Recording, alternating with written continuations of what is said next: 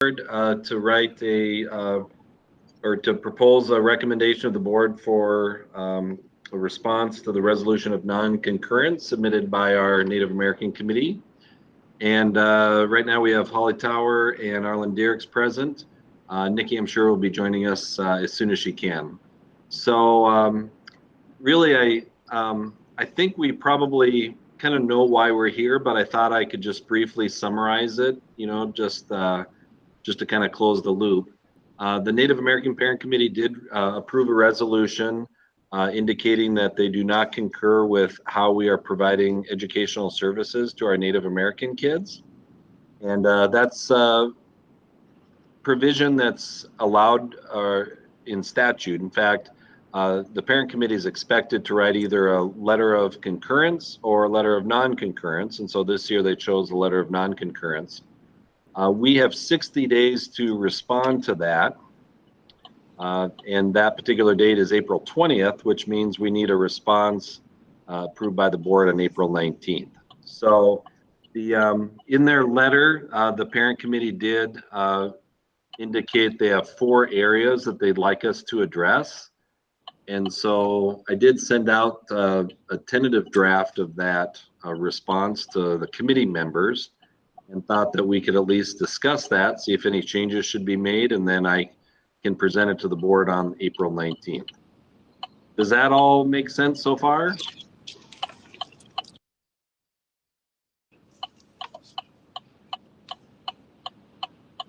I know we've talked about it a couple times, so I assume that works out.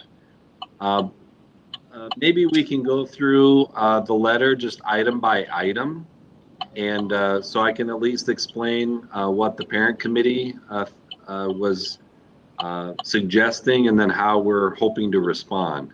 I think people are going to feel good about our response. And just to let you know, I did run a first draft by the parent committee and did incorporate some suggested changes. So it's stronger now than it was, a couple of weeks ago. So the first item is beginning with this school year and each year thereafter, the parent committee would like to have a written accounting of all funds available to or received by the school district with regard to programs that are funded because of how many American Indian kids we have in the school district. And so the draft response just indicates, well, you know what, I'm going to present this so that it's on video. Hold on just a second. Am I on mute or not on mute? It shows that you're not on mute, but we haven't heard anything from you. So I'm wondering if maybe there's a technical problem. I'm wondering too. Okay, so you sent can you hear me now? Yep, now we can hear you. Okay, great. Yeah. So you sent a draft to the parent committee. Was that after you sent us the draft or before? Yeah, I think I sent you the initial draft, but Okay. Then I sent that to the committee. They reviewed it and made some they had some questions. And so I developed the revised copy that's posted in the committee meeting packet. Based on that feedback from them. Correct. Yep. Okay, good. Okay, that's all I need clarification. Now I will go back to mute. Oh yeah, now it shows mute on your screen, Holly. So I just don't think that was working earlier. Sorry about that. Question for you: Can you guys see the actual letter on the screen? I'm in present mode. I can see it. It's always present page kind of tight, so sometimes I look at my regular stuff, but I can read this. Okay. So I just made it a little bit bigger.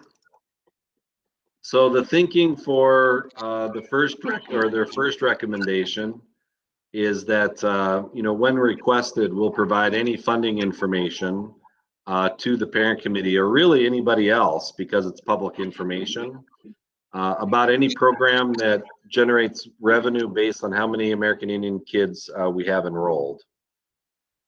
And then also we will provide funding information for any program that that we may have in the future. Let me just see if I worded that correctly here.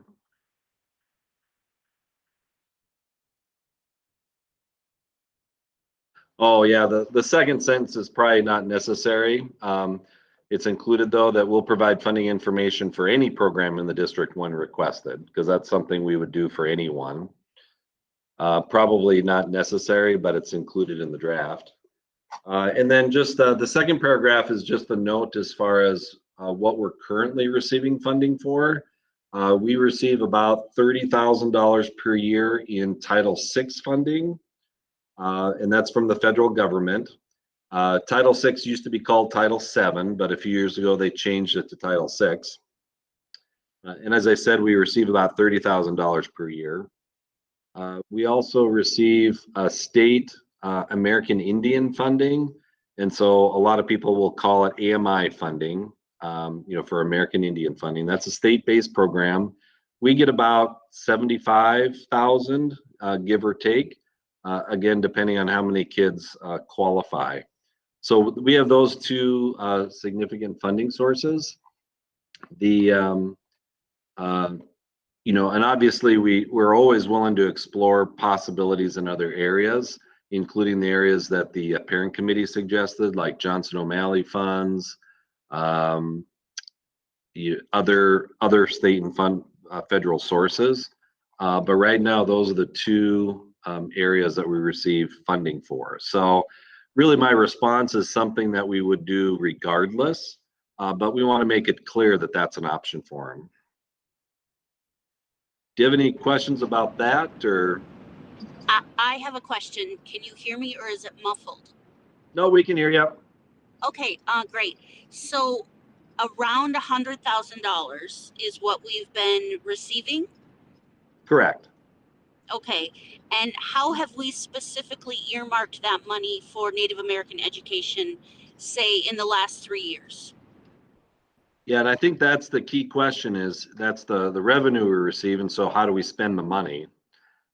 With Title VI, we have been spending the revenue for two things. First, there's a small indirect cost calculation that's maintained by the district.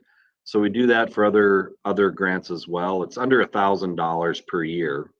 The rest of the $30,000 is currently being spent on paying the Prairie Island Indian community for providing liaisons during the school day. So Prairie Island provides those liaisons. We partially reimbursed Prairie Island because it's considerable expense for them, and so we use our Title VI dollars to partially reimburse them for that work. Does that include office space for them? Because I remember when I worked there, they had offices in the buildings. I don't know if that's the case anymore because I don't work there anymore, and I should have asked sooner. No, that's perfectly fine. Yes, it does include office space. We don't indicate that in the application, but we've always provided either an office space or a classroom. So for example, in the high school, they have a nice classroom where the liaisons have their desks, and then students can come and go to receive services. Okay, because I know that can be a huge expense, is just where to set up and how kids can access them. So I'm happy to Right. hear that. So maybe we should include that? Let's see. Yeah, their actual request was just to receive the information, the financial information. So I don't think we should actually say that in our response, because the Title VI application can change from year to year. But at least and I'll tell them too that, in fact, I can remind them that the office space is kind of one of our in-kind contributions to the program, because that's critically important. Yes. My understanding is that, oh, sorry, go ahead, Holly. Oh, I was just gonna say, is it at all levels or just the high school? Because I remember it used to be at the middle school and the high school. Yeah, we have it in all levels except for Colville. So grades K through 12 receive the service. Great. Yeah, and it's been a it's been a really important thing, and I think has significantly helped with our graduation rates for our Native American kids in the district. And so to me, the liaison program that's sponsored by Prairie Island is sort of, you know, it's a critical component of our programming. So I'm glad that we can provide funding. Just as background information, there was a complaint filed with the Office of Civil Rights maybe 4 or 5 years ago. I can't remember for sure. But the concern at the time was that services were being provided only to the Native American kids who were members of Prairie Island. To resolve that complaint, we came up with the arrangement that we would use some of our federal funding to pay for those liaison services, but then the liaisons need to provide programming and services to all Native American kids during the school day if they qualify to be in the program. So kids don't have to be members of the Prairie Island Indian community. It can be any Native American child who has filled out the right paperwork and qualifies for the program. It's probably more information than you're looking for, but I thought that was pretty important to share. No, I think that's really critical information. And also, do we have it earmarked? I can't look at it right now, obviously, of course, and I don't remember. Do we have it earmarked what exactly we contribute to the payment of that and what Prairie Island contributes? We just, in the Title VI application, we just say how much we pay for, or we pay Prairie Island for it. So, I'm not privy to the information as far as the total costs for their liaison services, except, right now they have 3 liaisons, so it's significantly more than $30,000 that we pay them.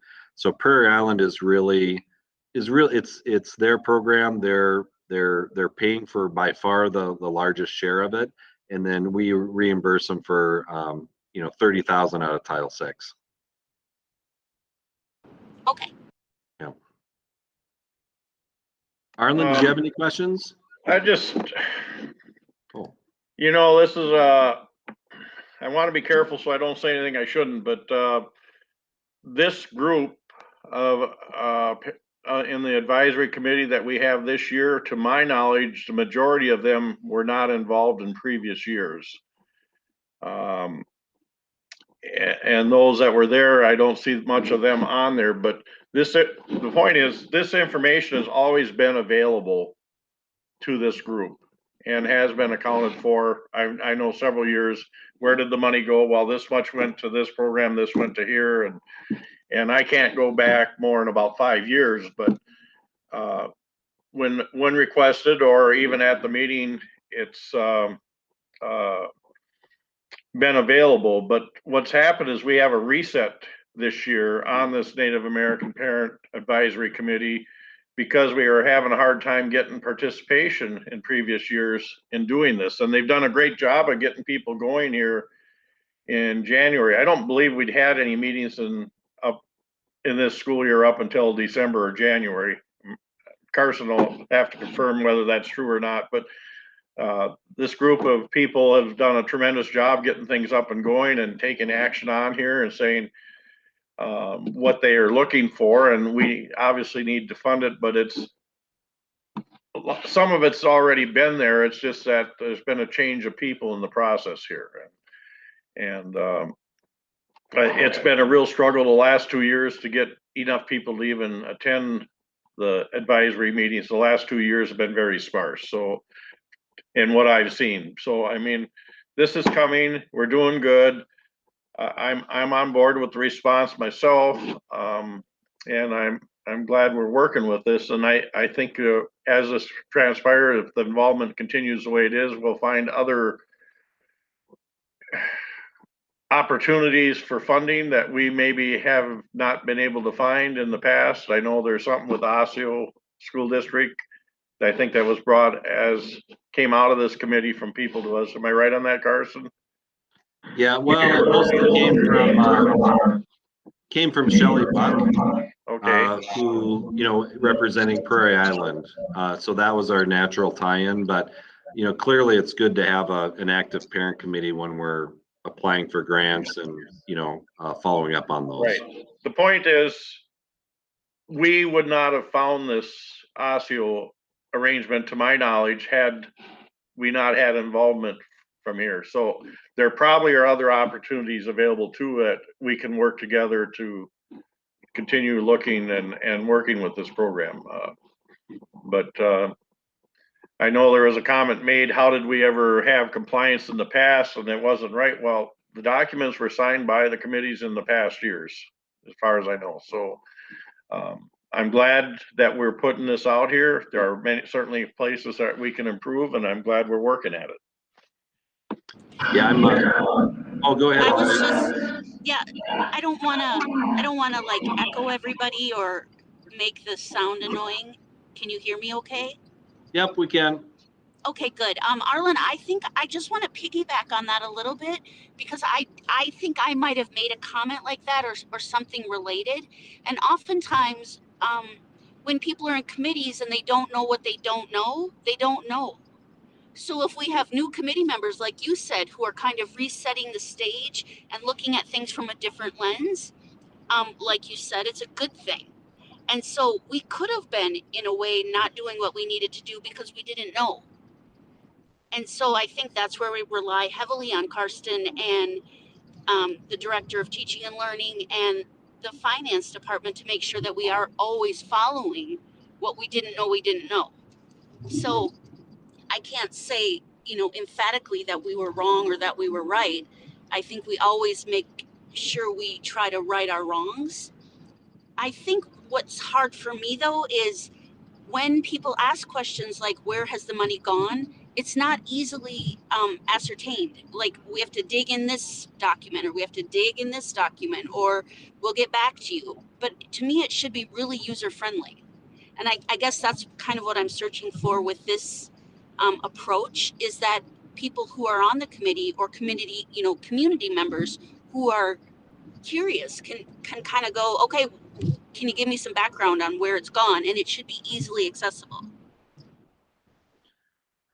And by the way, I agree with both of you. Because the information is available, but we've had changing composition of the parent committee, which is natural. And so you may have one group that did great work and took us in a positive direction. And then there's kind of a lull as far as participation, but now we have another group that is also doing good work and, steering us in other directions and asking good questions. And so I do think we're going to be better because of it. I have to credit Brooke McGill and Margot Bellinger for, their leadership of the committee. They're asking good questions and, challenging us, and that's what they should be doing if we're going to get better. The final point, though, that you made, Holly, is really true as far as having user-friendly reports, because the grants themselves, the applications are relatively easy to read. Our budgets, make sense, both on the revenue side and the expenditure side. But when we print, the actual revenues and the actual expenditures, it's really complicated. And, I don't think that you have to be the school district business manager to understand that stuff. We need to somehow filter it out so that any of us can read it. And so I think easy to read reports is kind of an important priority. Right, and that could just be part of this whole process, is that we'll Yes. find a way for us to be super transparent on how things match up. Yeah. Yep. Go ahead, Arlen. I'm just going to say, I think our response on this, I'm okay with it, but I would like to offer a suggestion that I don't think we necessarily need to put in this response right now, because regardless of what we write here, doesn't mean that's all we're going to do. We're just responding to the non-concurrence and the items that are listed there. But I would like to suggest that maybe periodically the committee gets a financial statement from the school district when they're having a meeting. I don't know if it's quarterly or monthly, might be excessive. I know annually, obviously, definitely at least annually, there should be a statement to the Native American Advisory parent committee, but possibly more often, and just seeing what the needs are, if we could just did a condensed accounting of those funds to Yeah, them. and To be in the in my response. response, oh, I'm sorry, Arlen, go ahead. No, that's fine, go ahead. In my response, I indicated when requested, for exactly the same reasons that you said. Is, right now, we don't always know when the parent committee meetings are meeting because they're parent committees meetings. But whenever it's requested, we'll provide that information. And, so I would imagine that's at least 2 or 3 times a year. And they should also get the full grant applications so they can see what we're requesting and that they can compare that with our actual costs and revenues. Yeah, I think but it's I think that's a great idea, Arlen. And I'm gonna even go just a little step further, and not that we have to start it tomorrow, but just have a user-friendly document for new members and old members to kind of always reference. So like this, State of the Union, the State of the Native American Parent Committee, where they're at, where they left off, just so there's like a guiding document.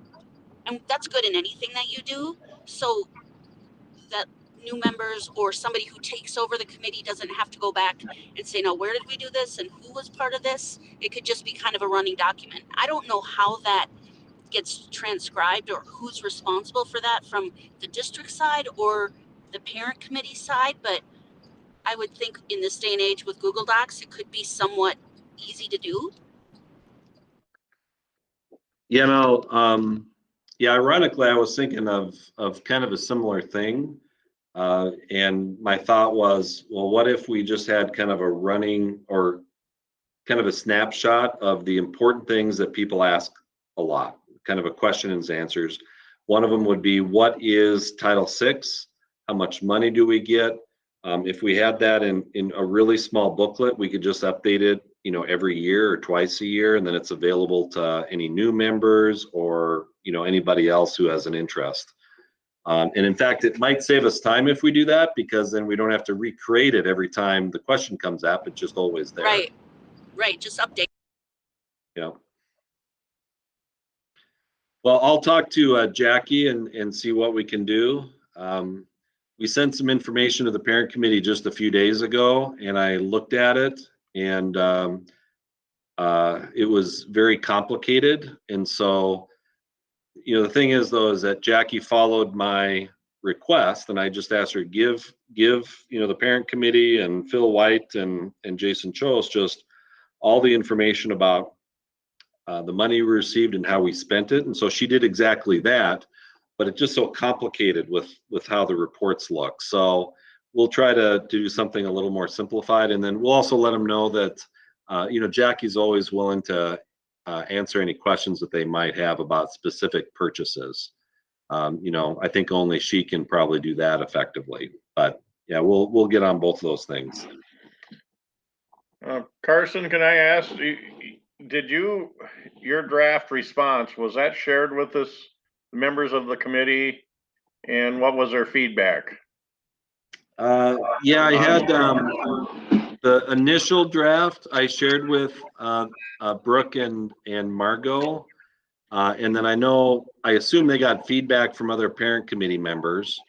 And then they wrote back their suggestions, and then I incorporated all or almost all of those suggestions in this revised copy. So this addresses their response. At this point, you think we're in alignment with how we're proceeding? Is that correct on this? I believe so. Yep, I'll have to double check, but I believe so. Okay. Yeah. And it's a template you're following from the state, correct, Karsten? Well, they don't really have a template. I asked the state about, what, show me the resolution. What do schools typically do? And they responded by saying there is no template for the resolution. But she indicated that usually schools will identify the request being made and then how we respond to each request. So I think this is consistent with kind of the feelings of the state or the expectations of the state. Okay. I know you had mentioned that the state is pretty specific about how they want it written. Yeah, and so I think that's under the responses part. But in terms of what the resolution looks like, they don't have an exact template, but I think this will be okay. Okay. Yeah. Oh, hey, Holly, I only answered half of your question earlier. You'd asked about how we're spending those 2 grants. And Yes. I explained how we're spending the Title VI dollars. We received more money from the American Indian funding program. We spend the bulk of that on hiring a school home liaison for Native American programming. That person this year is Phil White, who is doing a great job working with students and parents. Obviously, this has been a challenging year with COVID, so it's not the same as a typical year. But we do spend money on that position. There have been some other things that have been brought up by parents in the past that we spend the money on. So, for example, this funding source pays for a graduation celebration that's been typically held at Prairie Island. And it's a really special event where the uh, Native American drummers are present. The eagle feathers Yes. are bestowed. Some nice speeches. It's been the highlight of my year. Most years. Yes. Yeah. I saw one a few years back. It's beautiful. I agree with you. Yeah, it's really well done. What kind of expense do we spend for that? Do you know off the top of your head? Oh, I don't recall because, of course, we didn't have one last year because of COVID. It's a few $1,000s because we rent the facility, and of course, the food, is also paid for. Yep. And then there's some other expenses too. I don't remember what they are, but I would say a few $1,000s. Okay. And so you said we have a home liaison, and then we also have liaisons in the school. So do we have a total of 4? Yeah, one, the school home liaison, the position held by Phil White, Yeah. is a school employee, and we pay for his entire salary and benefits through the AMI funding. And then there are also 3 other liaisons also working with kids, but they're hired by Prairie Island, and then we pay for just a relatively small portion of that. Okay. I'm trying to think of other expenses in the American Indian programming budget. Perhaps as we go through the process, I'll kind of look up, that application to see if it can ring a bell with me on some other possible expenses. Yeah, I think it would be nice if we could lay out what it is that the money kind of specifically goes to, and then estimated, like one year it ran us this, another year it ran us this, so an estimated value. I think that would be helpful. Yeah. Now, last year was kind of a crazy year because of COVID. So, and we also did not find Phil at the beginning of the year. So some of those budgets and actuals are definitely off. But, the year before that and this year, we could at least compare the grant and actuals. That's really interesting. Do we give money back then when we don't use it in the way they state we have to? I'm curious. Yeah, I'm glad you asked that question because that's always a critical question. Because we don't want the perception that we're keeping money that's not spent. The Title VI program, from the federal government is a reimbursement program. So they will pay us after we post the claim of expenditures. So that's total reimbursement. The state AMI program is similar, except we receive, funding and then we true up expenses after the fact. So there may be a small fund balance for a period of time, but then that revenue is corrected by the state.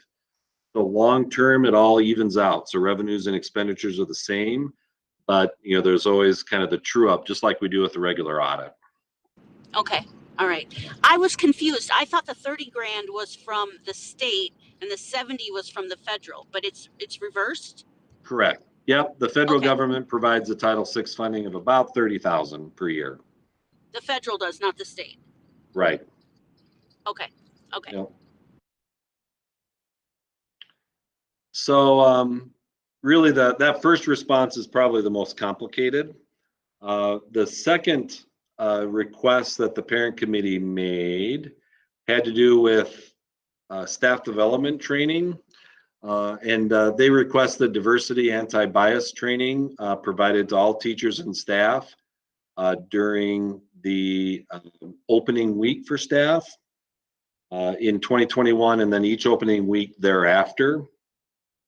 Obviously, it's providing staff development needs to be a critical part of our response.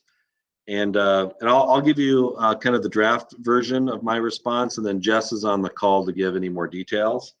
So I said in there, instead of saying that we would do it forever, because situations change with time, but I just said that for the next 3 years, the district will provide diversity anti-bias training intended for all employees during opening and service week. And then after that time, we'll work with stakeholders to determine what equity-related training should be offered and the timing of that training.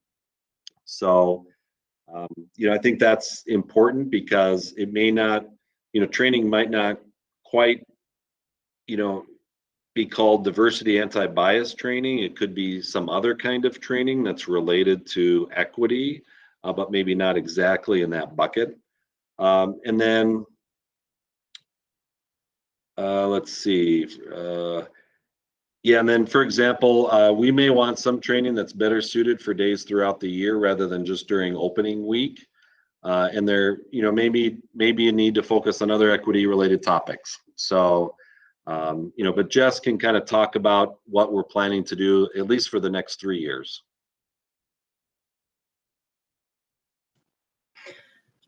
So with the recommendation from the committee, I then talked to the 2 women that are leading our Executive Equity Leadership Institute, and they made a suggestion of Sam Oakes, who works for Faribault Public Schools, and he is their, I wrote down what, the Equity and Multilingual Program Coordinator. And so we talked to him about how to meet these needs and what our population of teachers would be, and also our population demographics of students, and how he could really tailor it to the students within our district. And so we have now, after talking with him, booked him for partnering and planning, and then co-delivering an anti-bias training for all Red Wing Public School employees. And then we also thought it was particularly important to have it for onboarding new employees that we have throughout the year. So we asked if we would be able to record it and then also have some sort of follow-up for people who come mid-year. So that's what we have so far. Sounds like a great start. How many hours does that entail, Jess? So we talked about doing like a 45-minute actual presentation part of it, but then the part that I'm really excited about is he would train some core administrators to be able to have, and also building leaders, to be able to have the follow-up conversations, because we know we all go to a presentation and then like 3 weeks later is when you actually can have the conversation about it. So how do you equip our leaders to have those courageous conversations moving forward? And then we will break out with directors from all of our different departments to be trained as well, so that when they have breakout sessions and conversations throughout the year, that they are equipped, and that he would kind of be coaching our leaders to be able to have those conversations with our teachers and our other staff. Okay. Awesome.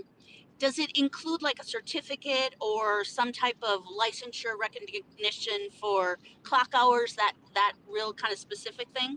Yeah, so we'll have to go through the process of like making sure that that is approved through the admin clock hours, but then if that's what you were talking about as far as a certificate, but it will meet the requirements from the state for teachers and staff. Awesome, sounds good. I know this is one of the pitfalls of doing a 45-minute training and then train a trainer. And it happens across the country, across the world probably, but you can make somebody go and sit there and listen.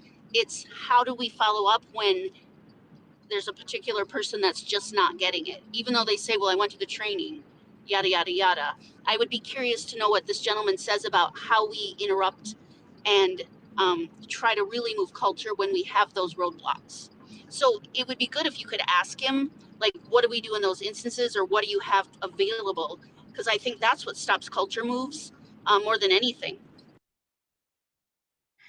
And I can ask Sam that question, but one of the things that we talk about in the institute with the building leads, the executive leadership one right now, is how do you move those conversations in our staff meetings, in a one-on-one conversation. They give tools to the administrators to say, like, exactly that situation that you're talking about, Holly. How do you have those 60-second conversations that need to happen in order to move culture quickly and turn us quickly and make sure you're very clear, right? That's my favorite line that someone says, is clear is kind.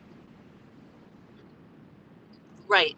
I just think of, this is just a really far out example, but Derek Chauvin went through like 40 hours of some type of, restraint training and mental health and all of this kind of stuff. So there's a prime example of somebody who went through 40 hours of a very intense training of how to de-escalate, and it was missed. And that's a far out example, but it does happen, and it causes huge problems in a system like a school.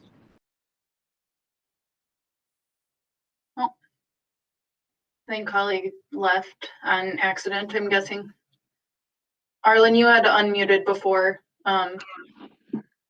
Right. If you don't mind, I'll just go ahead with it. Holly's coming back. Great. A few years ago, I attended an event in November. I want to try to remember what the name of it was. I want to say it's something like the Minnesota Native American Education Association or something of that type. And we had some school board members and we sent some of our staff there, and usually it was hosted here at Prairie Island that year. And maybe we had 2 years in a row, but I don't recall, but it's other places throughout the state. But we have been sending our staff, some of our staff, to that annual event to help train our staff in Native American ways and stuff. And Native American time is something I remember that you got to remember, you keep focused on. It's just a saying. But we have been spending money on staff to attend that type of training also. I don't know if it needs to be spelled out in this, but we've been doing a lot of things for a lot of years, and doesn't necessarily mean it's spelled out in a response like this. And I don't know if it should be spelled out, but we should just recognize that we have been doing a lot of things to try to train our staff towards cultures, and not only Native American, but that's what we're dealing with right now. So that's all I got towards that. Thank you. I think that's a really good point, Arlen. And unfortunately, sometimes staff leave and they take their training with them. So, I know there's running records of who attends trainings all throughout, but maybe that is worth, like, every year we, 4 or 5 staff go to this, or every 3 years or whatever. But I think that's a really good point.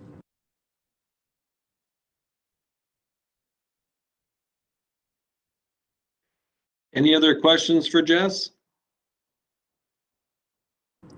No, I think she's off to a great start, or the team. Thank you, Jess. The next question, or the next request from the parent committee has to do with the hiring of staff. And the request is to have the school district establish a plan to have American Indian teachers in the district by the upcoming school year. And then at a minimum, the school district shall establish working relationships with input from American Indian community members. in all academic areas. And as they stated in their letter, increasing staff diversity is a priority in the Minnesota Due North Education Plan. And with or without the governor's education plan, that should be a priority for all of us, all the time. My response is just that we will formulate and begin to implement a plan to actively recruit American Indian teachers and other staff members for open positions. And however, and this is, I think a given, but, we cannot guarantee that American Indian teachers will be hired for the upcoming school year. In conjunction with the parent committee, the district is also willing to establish relationships to review curriculum offerings and standards. We are perfectly situated not only to find staff members who are American Indian, but to access resources that very few other districts in the state can access. So I think we need to really push this forward. It won't be easy to find, teachers of color, but I think we need to make every effort that we can. So Amy French was going to be here to kind of talk about what's already in the works, but she had a personal issue to deal with. So I'm the person who will talk about it, but Jess may have some additional information. One thing that Amy is making arrangements for is to attend a national hiring fair or career fair, where the focus is on the possibility of hiring people of color for positions within the school district. So we're pursuing that. And then also, Jess, I don't know if and by the way, we are always welcome to hearing from the parent committee members or Per Island as far as what they would like to suggest as far as where we advertise for positions. What career fairs are particularly effective? What websites can we advertise on? I think that's important. But Amy, Jess, and I also talked about a Grow Your Own program. And Jess, this is totally off the cuff, so I'm sorry for that. But do you recall the timing for or first, could you describe what it is, and then just talk about the timing for that? So Grow Your Own initiatives, it depends on the school district and their capacity. But in talking with the Big Nine superintendent or the Big Nine directors of teaching and learning, I connected with Northfield. They have a Grow Your Own initiative, which is basically looking at the members of your staff who maybe don't have teaching license, but might have an interest in doing that. The reason small towns have kind of gone to Grow Your Own initiatives is because it's harder to bring people into a small town, but the people who are already here, if you're giving them resources as far as like where can they get support to go back to school if they have that interest, or letting them know what the opportunities are. And it's never promising anything, but it's giving the supports and putting those supports in place to give those opportunities to members of our staff that may have interest that already live here. And so there are a bunch of different Grow Your Own initiatives right now. And what Amy's doing is just researching and exploring if we would have the capacity to do that and what that would look like in Red Wing. So that's what the plan is for this year, is that she's exploring other programs on the Grow Your Own initiative. And then we're reaching out to our EAB research firm to see like what are those best practices as far as the Grow Your Own initiatives, and working with them because they're really great at just handing us this is what works, and then we got to see if where the capacity is to be able to do it. Jess, real quick, are there universities attached to that? Sometimes it just depends on like Northfield, yes, right? They have them right there. But so we're thinking possibly about like a River Falls connection. Maybe, and seeing if that's some way that we could go that would be helpful for elementary. I know they have a good elementary program, but that's one of the things that we kind of have to look at. Is there a partnership that we can really utilize in order to get that done? And capacity of our staff to be able to want to spend the time to do that. Okay. Yeah, but if anybody has ideas on that, that's a kind of an ever-changing, grow your own initiative is an ever-changing depending on where you are located. So if people have resources, please, that's what we're doing, gathering. You know, up in the city, they, you know, do AmeriCorps, or they do urban teaching, or, you know, just a lot of different programs through a lot of universities. But I don't know how that translates, you know, down into a place like Red Wing or, you know, smaller communities. I was just wondering if we had not looked, I know we've looked, but like had caught on to anybody that would be interested in working with us, even Winona. I think that people have interest. It's just about how, like exactly what you're talking about. How does it translate? Okay, cool. Any other questions on that one? I have a question on something else, but I'll wait. We're dealing with two different things here today, and they're both important. One is our response to the resolution of non-concurrence, and the other is how can we fix it? I mean, there's one thing what's available to us, and that's so we got to come up with an answer on the response. But the other part of this is not just a question of being able to hire Native Americans, also be able to hire people of color, Hispanics, transgender, all these different groups. How do we go about hiring them or encourage them to come work here? Because I don't think there's a situation that we don't want to hire people of other diversities. It's that we can't find them here. And so that's a whole different thing I think we need to pursue in the future. And I'm listening to different thoughts on where nationally and whatever, but maybe we need to look at a method of paying relocation expenses if we can find somebody outside of the area, if they choose to come here to work in our community. I mean, there's another idea, but I don't think that has to be spelled out in this response.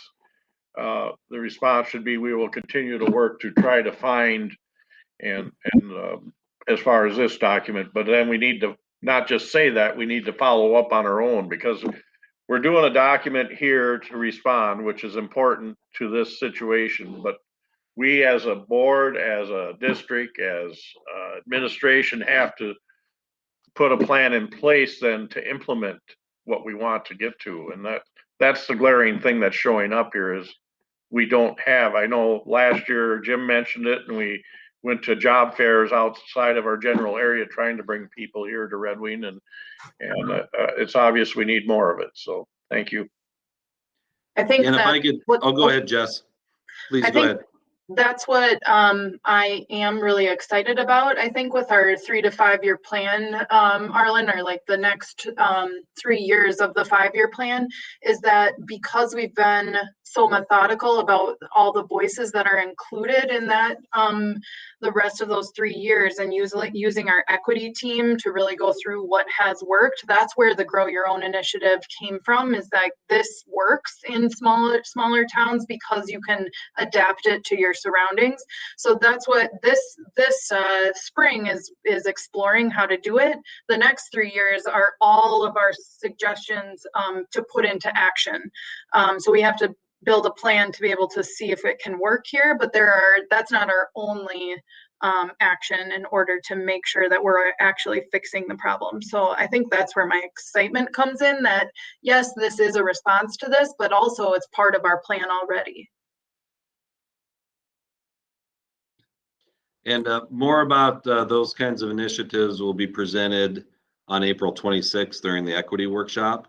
And I'm going to put in a plug now. I'll be putting a plug in a lot, but I think we should focus on equity or equity related issues like 4 or 6 times a year. I mean, it's not just a one and done workshop.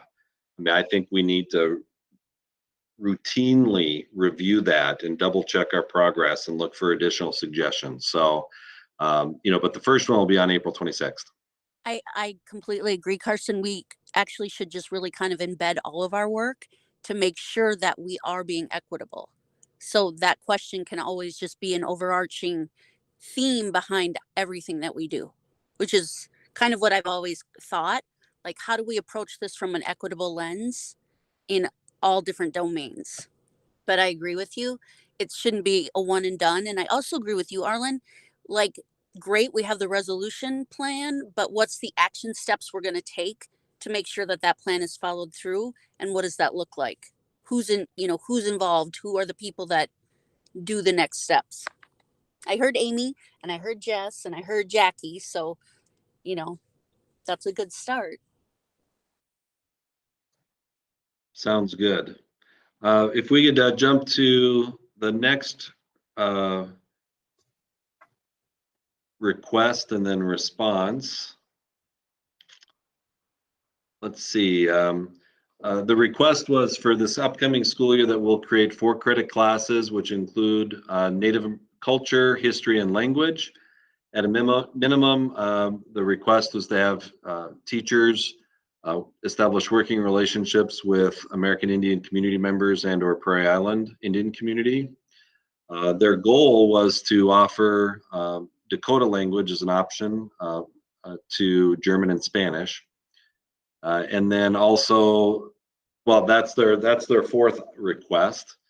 And we feel really good about our response to that particular request. Some of it was already in the works. For this coming year, Molly Kiefer, well, I believe she'll be the teacher of record. I know she's the one who put in the course proposal, so I'm hoping she's the teacher who provides it. But she put in a request for 11th and 12th graders called Native Literature. I know that over 50 kids, I believe, signed up for that class. And so assuming that there aren't too many conflicts with people's schedules, we're very confident that that class will be offered for the upcoming school year. I included a paragraph that was found in the program of studies, so I won't read that, but always look through this response so you can see exactly what that said. The next paragraph in the response just says that we will encourage employees to access curriculum resources within the Red Wing community. So that's in direct response to their request. And kind of looking back at, I hadn't included that paragraph in my initial response. And so that was noted by members of the parent committee. And so I did add that sentence, which you see in the revised copy. The next item, we were just fortunate enough to have Prairie Island and Shelley Buck's leadership to really work with Osseo Public Schools on a grant. Shelley, I think, insisted that Red Wing Public Schools be included in that grant.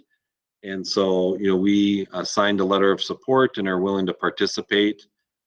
If approved, the grant will pay for a Dakota language and culture teacher, not beginning this year, but a year out for 4 years. So the toughest part then, the money barrier is taken care of, but we just need to find a qualified candidate to provide that teaching for our kids. So we're really excited about that. Osseo has quite a program, and they had grant writers involved, and of course with Prairie Islands connections, we're part of that grant. And then finally, we want to continue exploring additional 4 credit classes in the future.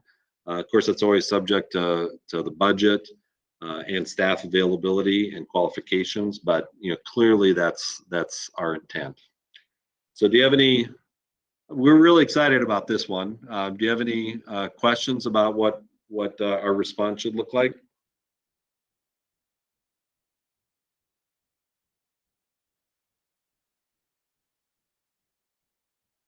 Hearing none, we can probably go to the 5th one. And if you think of other questions, that's fine. Just jump in.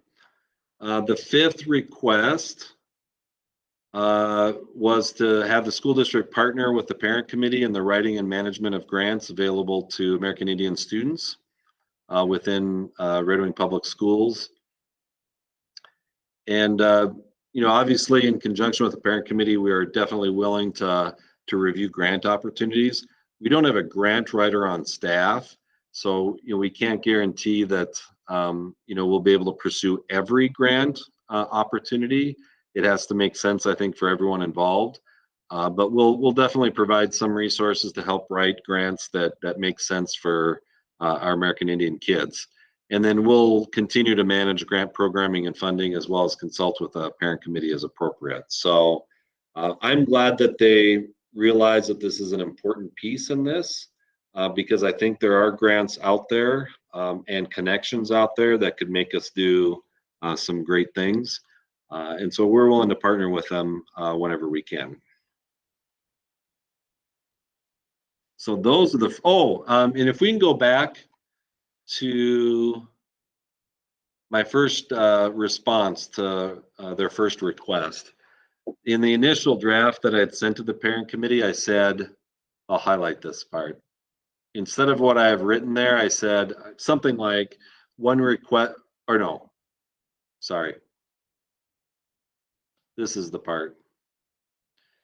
In my first response, or the first draft of the response, I said the district plans to provide diversity anti-bias training. They wrote back saying that, essentially saying that's not good enough, that we should notify them if that's not going to happen, and that they would be willing to present the training. And so I just made a very simple word change. Instead of plans to provide, I just said will provide. And so that's guaranteeing that we will follow through with the diversity anti-bias training for the next 3 years. And of course, I was able to say that because Jess had already made arrangements with a gentleman from Faribault to provide that training. We're confident in his skill level and expertise.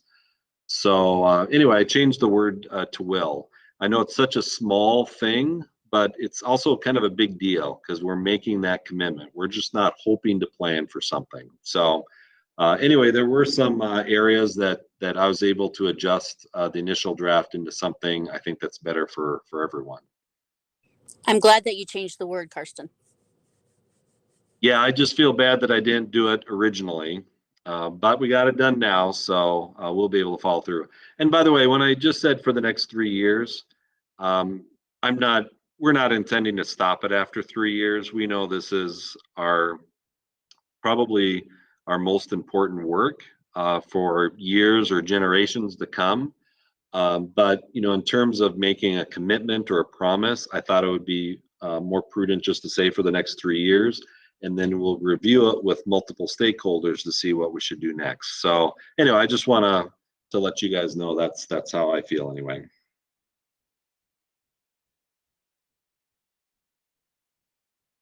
And that's all I've got.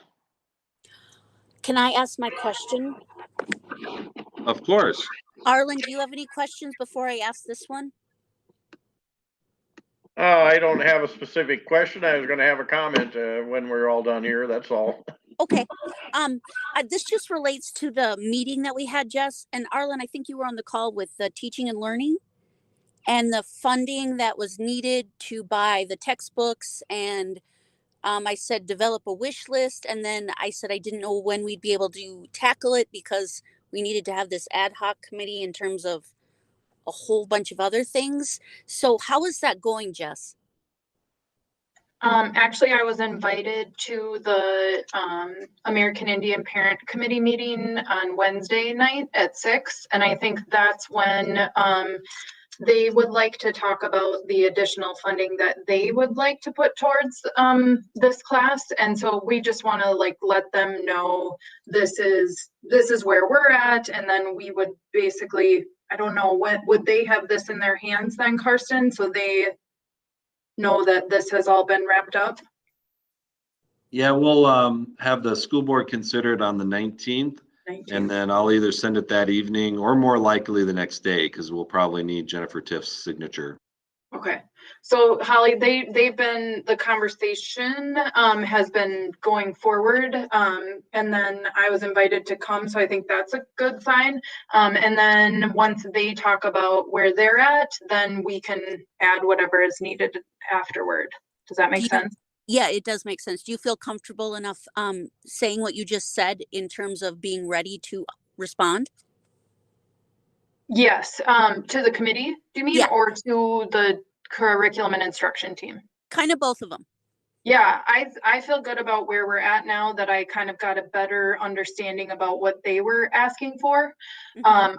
I think they were just wanting basically the curriculum to be set first, but because this is a new course, Molly needs a little bit of time.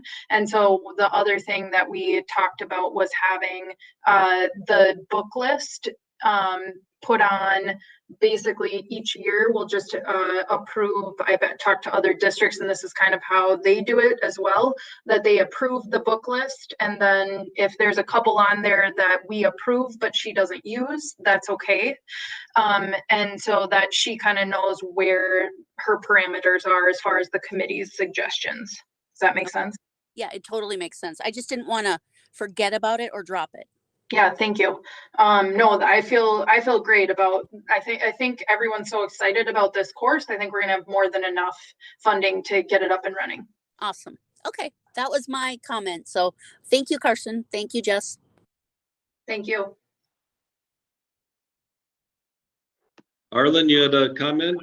Well, somewhere in here, I assume you're asking for this ad hoc committee to say this is what we recommend or whatever for a response back to the resolution of non-concurrence. So personally, from what I'm seeing here, I think the response is great the way it's written. I'm glad you had some input back from a few of those individuals on the Native American Advisory Committee.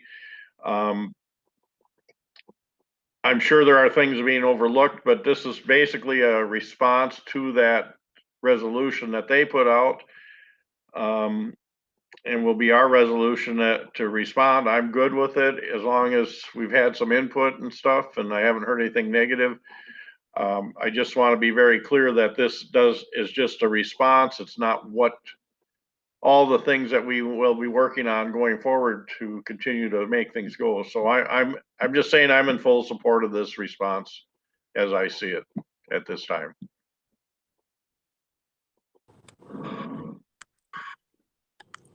I am as well. And with that being said, I want to read it again.